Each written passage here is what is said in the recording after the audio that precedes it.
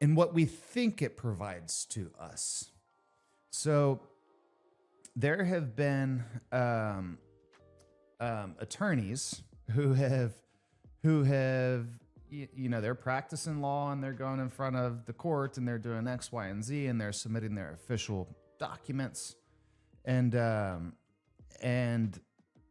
they've gotten busted using ChatGPT or another AI. And these people, and it's not so much, for those that understand, AI is a tool, right? And it's great to use that tool.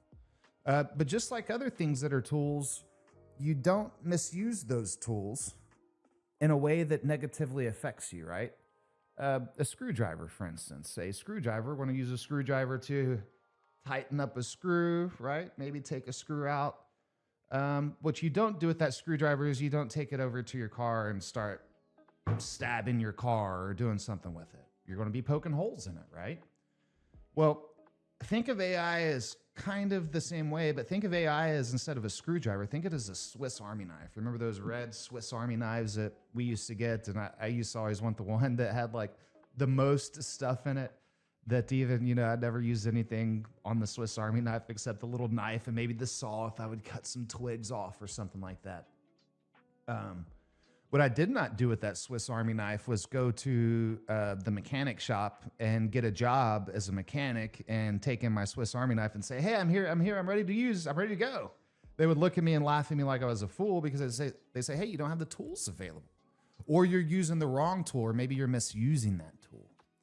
So AI is the same way, the exact same way, in the sense of that we're using the example of these attorneys that have used AI to write a brief or an official presentation to the court. I'm not a lawyer. I'm not going to sit here and act like I understand all the technicalities, but I do know that lawyers have submitted official documents to the court. And the way that the courts have found some of these errors is that they say, this just doesn't exist. The judge tells them, hey, this is a great brief that you put up here, but the case doesn't exist. The case law you're referencing, Mr. Attorney, the 1995 case of Moore versus Gonzalez, does not exist. So we are finding that these AIs are very confident in some of the things that they're doing. And we have to be aware that confidence is oftentimes misguided.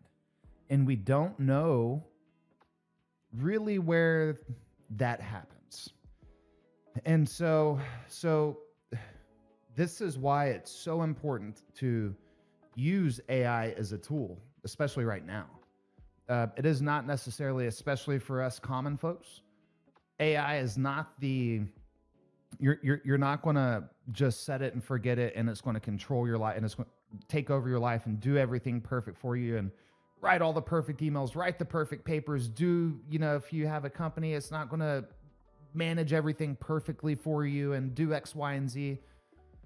Because as you know, you have gained a lot of knowledge and you've acquired a lot of knowledge about your job, about your task, about what you do on a day-to-day basis. And there's so much nuance wrapped up in everything we do as human beings. The decisions that we make that are, for lack of a better term, just kind of an impulse decision. And maybe the decisions that we make are just more of a gut feeling. Well, AI doesn't